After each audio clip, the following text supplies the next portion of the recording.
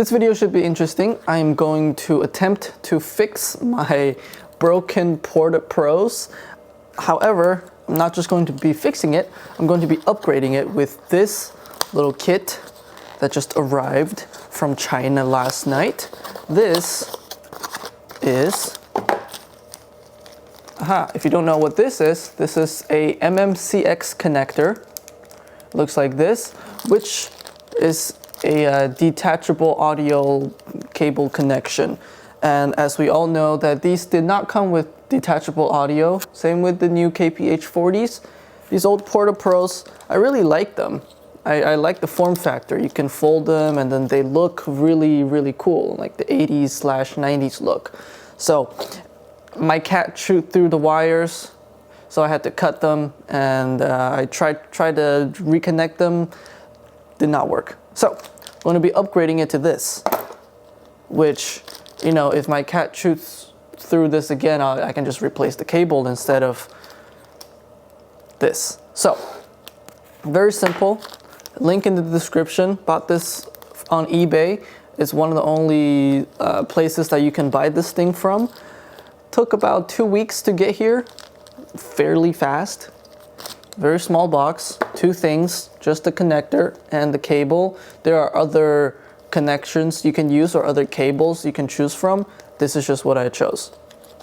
Now, your Porta Pros should not look like this when they came out of the box.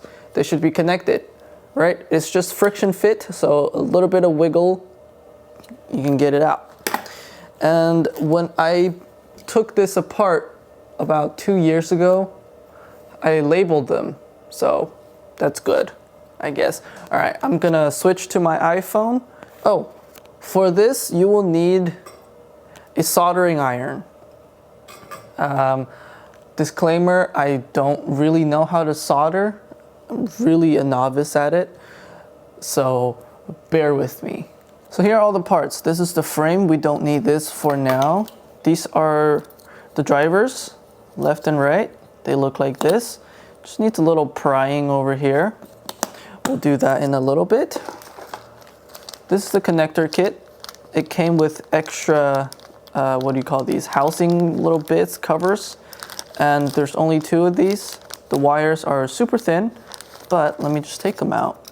Little cover things look like this. Very cool. Came with a tiny little screwdriver. That's cool. These are the cables. As you can see, they are kind of the same. Yeah, red and blue. Great. All right. I just looked up the instructions. This is what I should be doing. So the red cable, always on the left. Same on both sides. So let's start with the right one.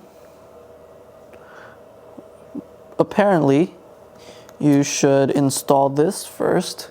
Red cable, when you're looking at this like this, I think you want the red cable on the left. There's a tiny little gap on top. I don't know if I didn't push it in, or it's kind of difficult to push.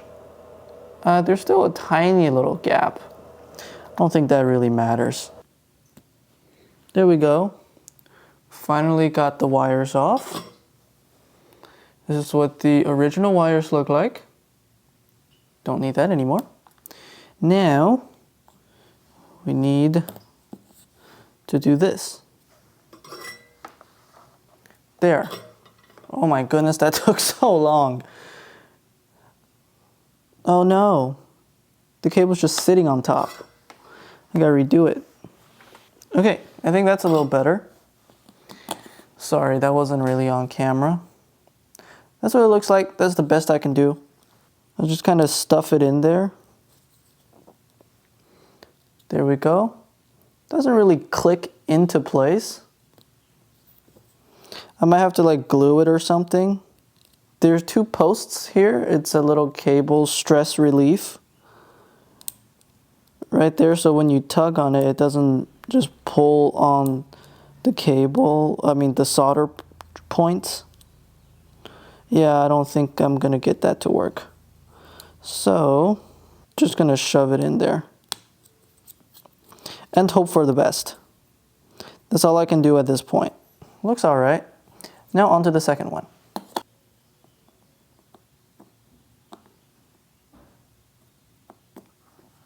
That was easy.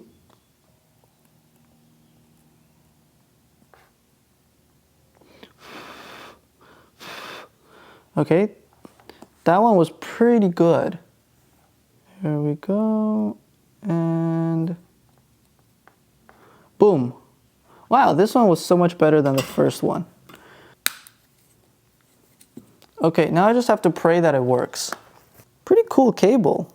It feels nice. Ooh, it has a nice little click. Nice audible click. This is nice, I like this. Wait, do you have to just twist it in? No, you just click it in. Okay, cool. Now, let's see if these work. I hear sound. There's sound coming out of both. Hey! All right, let's install these. Let's take our frame, left side. Oh, it's marked. All right. Oh, you know what? Pads may help. These are just the stock pads. I put my Yaxi pads on my new KPH40s. Probably gonna buy a new set of pads just to, you know, match the red and blue aesthetics. But the stock pads will work for now. They're not the worst, however, they could be improved upon. Okay, that's what they look like. Let's put them in here. Is literally just popping it in. Friction fit, like so. There you go. And for the one on the right, come on. Jeez. Quit being so difficult. Here we go. There's that. These cables are a little bent because I think they're for IEMs. They go over your ear and the plug is right there. However, with a little time, they will become loose. Ooh, I like that click. Very nice audible click. That's what they look like now. This is what they look like on my head.